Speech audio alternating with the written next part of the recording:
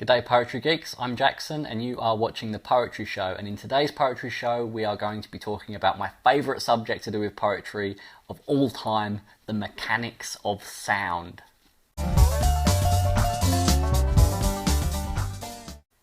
Okay, so when I say we're talking about the mechanics of sound, that sounds like this is going to be a difficult topic. And I'll be honest, there is a lot of technical vocabulary that makes this whole video, this whole topic sound very imposing and very difficult to wrap your head around. But you don't need to be frightened off by this, because as difficult as the technical terms might be and the feeling that there's a lot to learn, what it boils down to is something that if you are able to speak out loud, you have been doing for as long as you've been able to speak out loud. So it doesn't have to be something that frightens you, and you can already consider yourself an expert in the mechanics of sound, even if you don't know the names for what you are doing. So briefly, the main thing I wanted to focus on, the first thing I wanted to focus on, was something that students get taught when they're analysing poetry from a very young age. And there are three ideas that work together, and they are the use of alliteration, assonance and consonants. Now you may have heard those terms before and you may already know what they mean, but just to give you that kind of early primary school kind of definition of these words, alliteration is the repetition of any consonant sound at the beginning of a series of words. Okay, so by consonant sounds we mean those sounds that are made up of consonants, and for alliteration to occur we need to repeat those sounds in a few words side by side. So you might say something like, the big brown bear is alliterative because it has the b, b, b sound. Consonance is similar to alliteration, but you don't need to have the repeated consonant sound at the beginning of the words. It can happen anywhere within the word itself. So you might have something like hubble, bubble, boil and trouble. And we've got the b sound being repeated again, but not always at the beginning of the word. Hubble has the b sound in the middle, bubble has it at the beginning and in the middle, and trouble has it in the middle. So that's like alliteration, it's the repetition of consonant sounds, but it doesn't have to be at the beginning of the words. And then assonance is closely related to those two ideas, but it's to do with the repetition of vowel sounds. So if you think about a phrase like, how now brown cow, we're getting the repetition of a vowel sound, a sound that's made up of vowels, and it's that ow, ow, ow, ow sound that gets repeated all the way through. Okay, so those are our three main terms, okay, alliteration, consonants and assonance. But why are they important? What's the point of them? The easiest way to think of them is that they are there to draw your attention to something. And the way poets might often use alliteration, assonance and consonants is to draw your attention to a particular phrase or a particular series of words, because the literal meaning or the figurative meaning of those words is something that's quite important they want you to think about. Okay, so at its most simple use, alliteration, assonance and consonants is used to draw your attention and draw your focus to a particular part of the poem, make you pay a little bit more attention to it. But it doesn't just have to be about the literal meaning, so what the words actually mean, and it doesn't have to be about the figurative meaning or the connotative meaning. It doesn't have to be about the symbolism that it represents or any of those sorts of things. And we talked a bit about those in the previous video about similes and metaphors. It doesn't have to just be drawing attention to that. It can also be drawing attention to what I like to refer to as a soundscape. It might be creating a particular feeling or a particular emotion just by using the qualities of the sounds. Now, in order to discuss this in a little bit more detail, we need to unfortunately use some of those technical terms. But before we jump into the technical terms, I just want you to take a moment to think very carefully, what is the difference between consonants and vowels? So if you know your English alphabet, and you know that the 5 vowels that we have are A, E, I, O and U, and then sometimes Y is used as a vowel sound as well. And then you've got the consonants, which are all of the other letters of the alphabet, you know, B, C, D, you can do the rest. If you had to explain to somebody without saying A, E, I, O, U or B, C, D, you know, the rest of them, if you had to explain the difference between a vowel and a consonant, how would you describe the difference? What's the difference in classification? Why do some letters get classified as vowels and some letters get classified as consonants? And if I was to give you a new letter, a new letter of the alphabet, the 27th letter of the English alphabet, if I gave it to you and then asked you, is that a vowel or a consonant, how would you know? How would you know if it was a vowel or a consonant?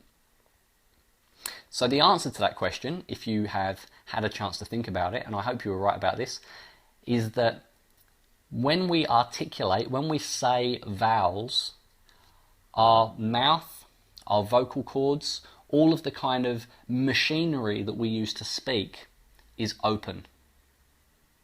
And when we speak or when we articulate consonants, something closes or comes into contact or connects in that kind of machinery of our mouth, in the machinery of the way we speak. Okay, so I'm talking about our mouth and our vocal cords as though they are pieces of equipment or pieces of machinery, because that's how I want you to think about them in relation to this topic. So just to prove that point to you, if you imagine a string of random vowels, you can try and pronounce them in one go. And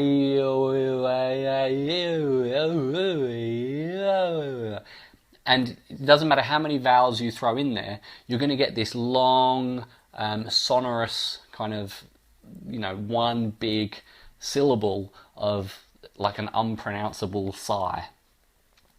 If I did the same thing with consonants, if I had P's and T's and K's and B's and F's and S's, you'd end up saying something like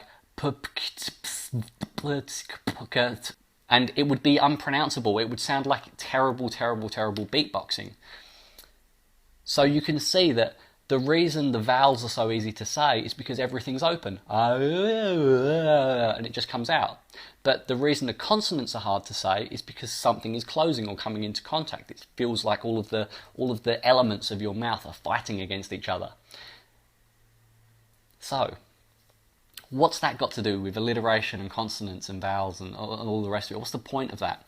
Well, I'll talk quickly first about an experiment that was done, and you may have heard of this experiment because it's pretty famous.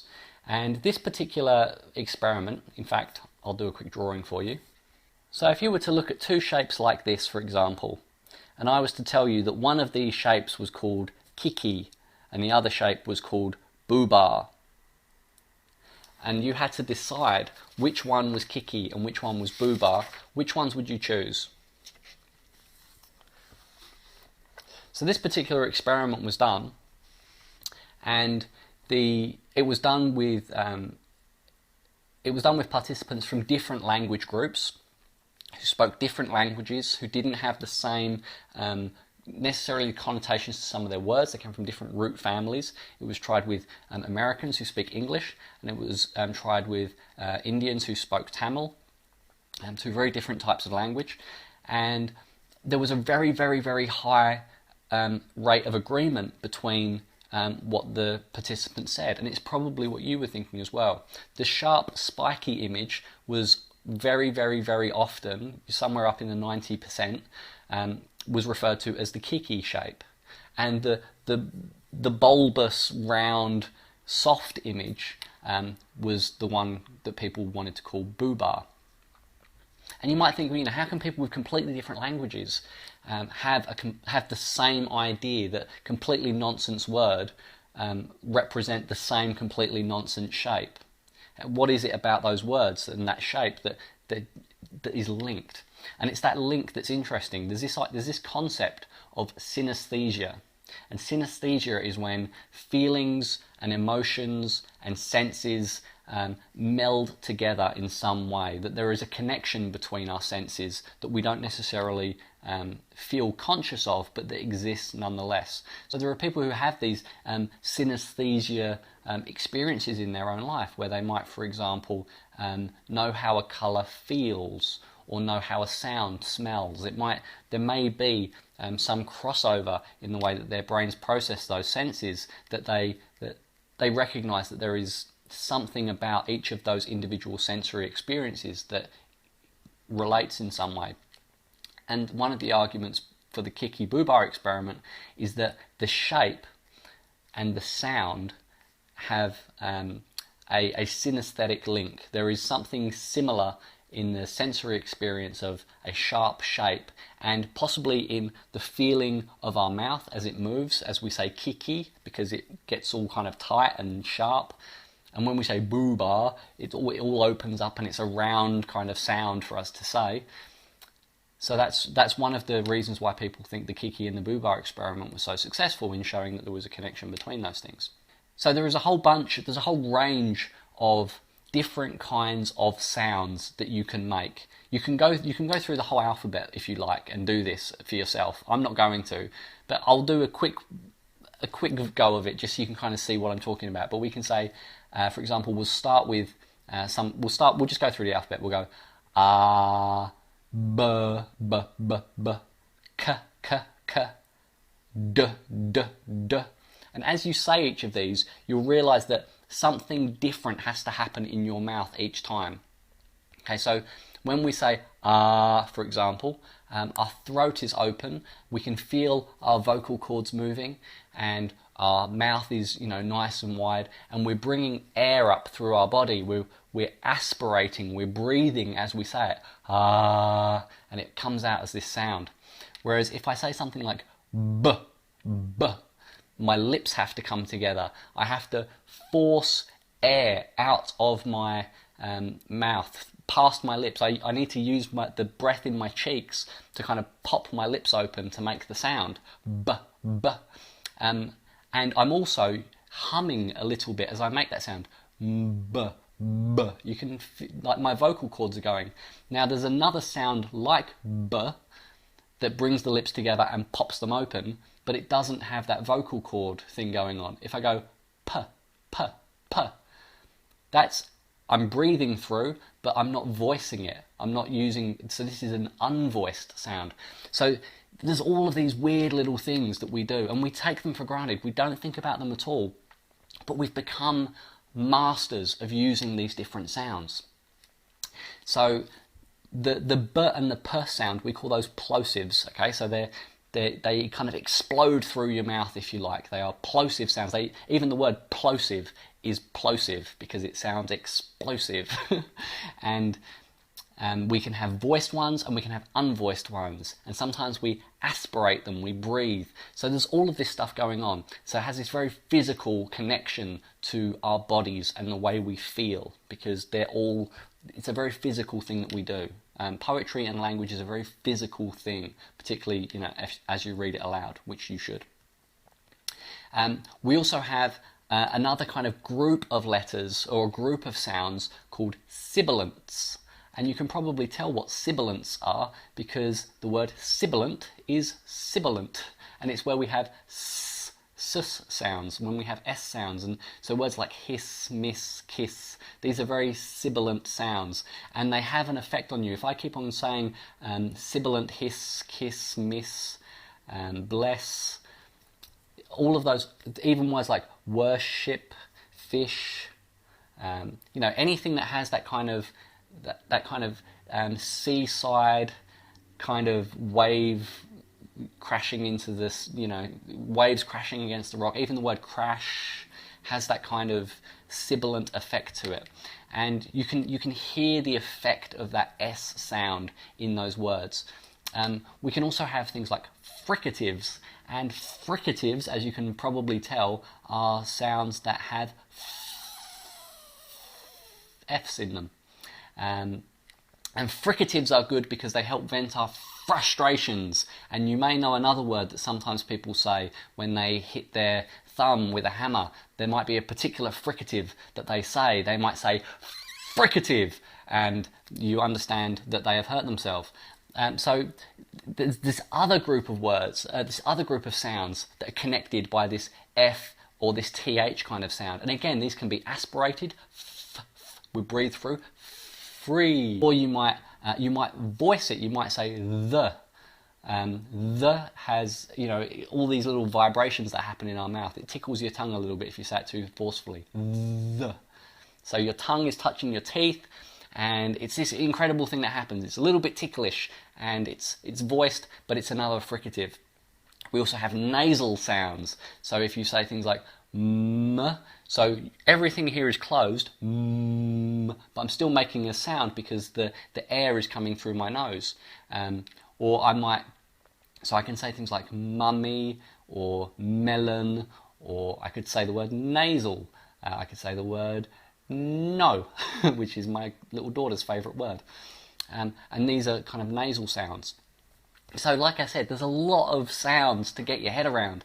And what's that got to do with alliteration, consonants and assonance? What's that got to do with poetry? What's that got to do with anything? Why is any of this important? Well, to skip to the practical application for your poetry, and before I do that, I'm going to read you an example of a Ted Hughes poem that I really, really love because it plays with these sounds in a really interesting way. So I'm going to read you the poem, or parts of the poem first. I'll probably read 2 or 3 stanzas. So this is The Jaguar by Ted Hughes.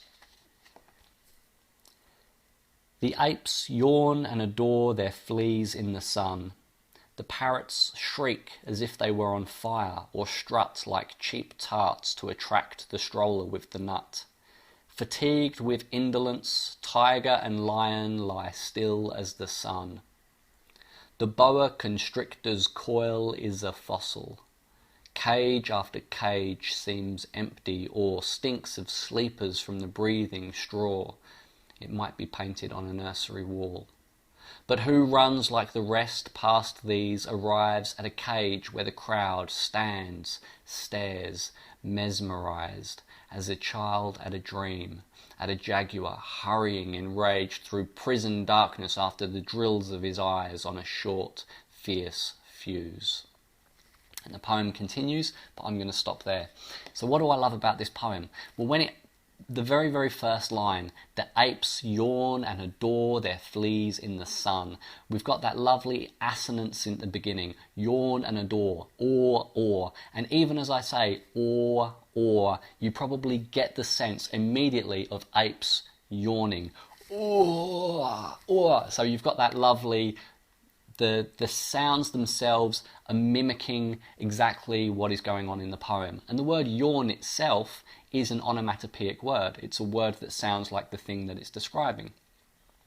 But adore is not an onomatopoeic word.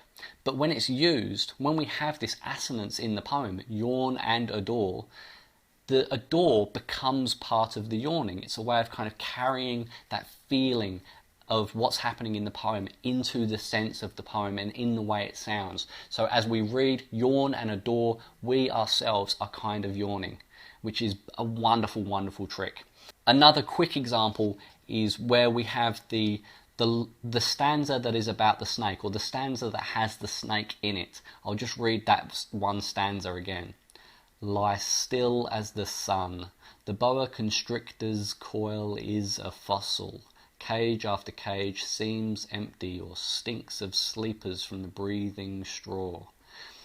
So we've got this stanza that has snakes in it, and you can probably hear yourself as I read it. There's all of this sibilance in there. There's lots of s, s, s, and you don't need to be a zookeeper to know what noise snakes make, and why that is a really excellent stanza to include snakes in. Okay, so the reason I bring all this up is because as a poet, something that is often overlooked is the effect of the sounds of the words that you're trying to use. Really, as you write words down, don't just think of how they look on the page, and don't just think about the symbolism and what they mean, or what they might be considered to mean, how they might be interpreted. Think about the actual mechanics of how it's said, how it's articulated in the mouth as it is said, and how that might affect the feeling of the person who's reading it. So something I alluded to before is that your words can create a soundscape. The words themselves can create an environment that makes us feel a particular way as we read your poem. And you can use assonance, alliteration and consonants to draw people's attention to particular sounds to emphasize that effect.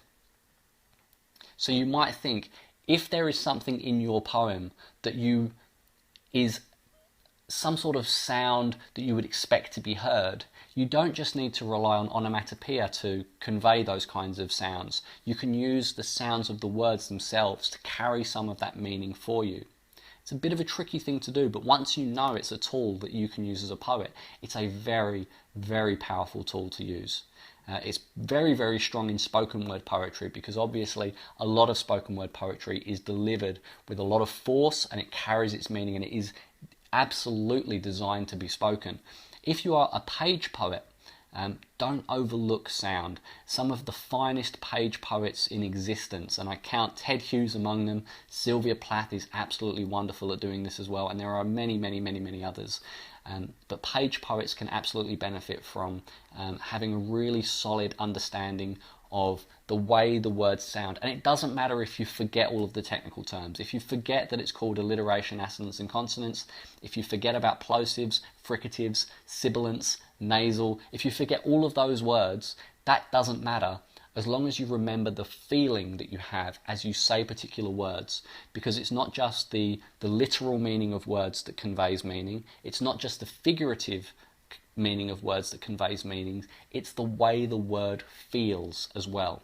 So you can convey meaning, you can convey feeling and emotion with the quality and the type of sounds that you are putting into your poem as well. So there's this lovely extra layer which can almost be subliminally enjoyed by your reader. They might not realize the effect you're having on them, but almost like a subliminal message that's hidden in your poems, you can have this effect on them. And if you can master that, it's absolutely astonishing. And that is why it is my favorite part of poetry. It's my absolute favorite trick that a poet can use. So if you can master that, you, in my estimation, will be one of the greatest poets. So I really hope you have some success with that. Anyway, so this has been a bit of a kind of long-winded, interconnected, slightly waffly, slightly dense kind of video. I apologize if it's a little bit too waffly and it doesn't make sense. Please, please, please ask for clarification in the comments and I would be happy to help out. If it's really, really impossible to understand, tell me to pull my head in and I'll try and make a better video that is scripted and makes sense. If you've enjoyed this video, then please subscribe. You can subscribe by clicking a button up there. You can also check out the playlist for how to write better poetry, which includes this video that you're watching and several other videos so far. And it should get added to every Saturday, but if you were watching last Saturday, you will know that sometimes I miss that schedule. If you don't want to hear necessarily how to write better poetry, but you would like to hear a more close analysis of poems that you might love or poems that you might not have heard of before, then you can look at the other playlist, which is my analysis playlist, which I just add to whenever the muse strikes me. Anyway, thank you for sticking around, and I will catch you next time.